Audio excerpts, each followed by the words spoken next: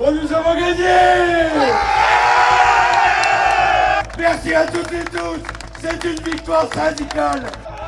Cri de joie devant le Parlement de Strasbourg à l'annonce de la décision des députés européens de saisir la Cour de justice de l'UE pour vérifier la légalité de l'accord signé avec le Mercosur. Plusieurs milliers d'agriculteurs, français mais aussi italiens, belges ou polonais, s'étaient mobilisés mardi à la veille du vote et certains sont restés jusqu'au scrutin.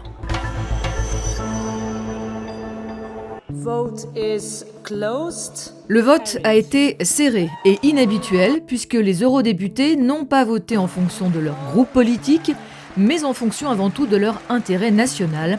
Les 80 élus français s'étaient ainsi tous engagés à voter pour la saisine de la Cour de justice de l'UE.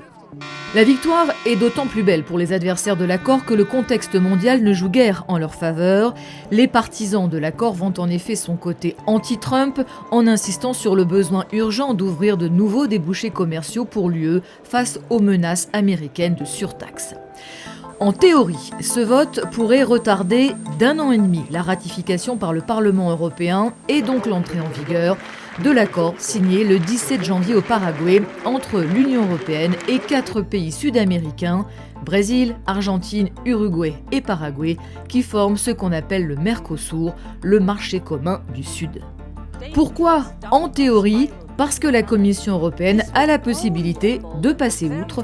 Les traités européens permettent en effet une application provisoire d'un accord en cas de délai trop long pour le ratifier. Et il est probable que la Commission le fasse, vu la profonde déception qu'elle a exprimée après le vote. La Commission regrette cette décision par le Parlement européen. Dans notre analyse, les questions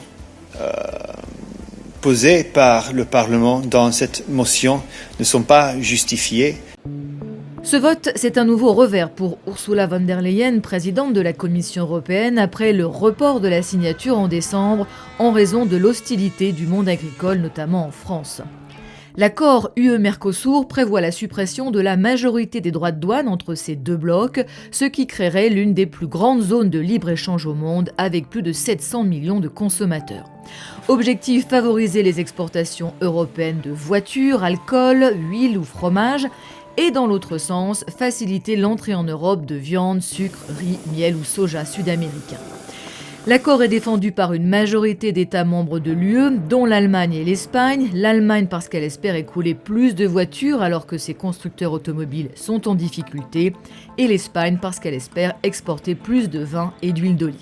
Mais en France, première puissance agricole en Europe, les éleveurs y sont farouchement opposés. Ils y voient une concurrence déloyale face à des Sud-Américains qui travaillent avec des normes environnementales, sanitaires et sociales bien moins contraignantes qu'eux et qui peuvent donc vendre bien moins cher qu'eux. Ils redoutent notamment le géant brésilien, premier exportateur mondial de viande bovine. Difficile pour l'État français de rester sourd face à l'ampleur de la mobilisation dans le pays, surtout à un moment où l'élevage français est par ailleurs durement touché par la crise sanitaire de la dermatose bovine, mais aussi celle de la grippe aviaire.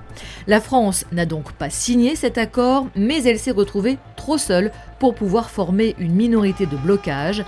Après le vote du Parlement européen, le gouvernement salue donc une décision en cohérence avec la position de la France qui assume de dire non.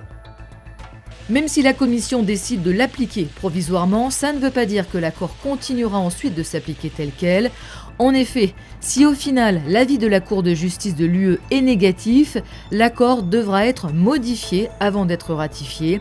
Enfin, le Parlement européen ratifiera-t-il cet accord lors du vote global qui n'aura donc pas lieu avant 2027 ?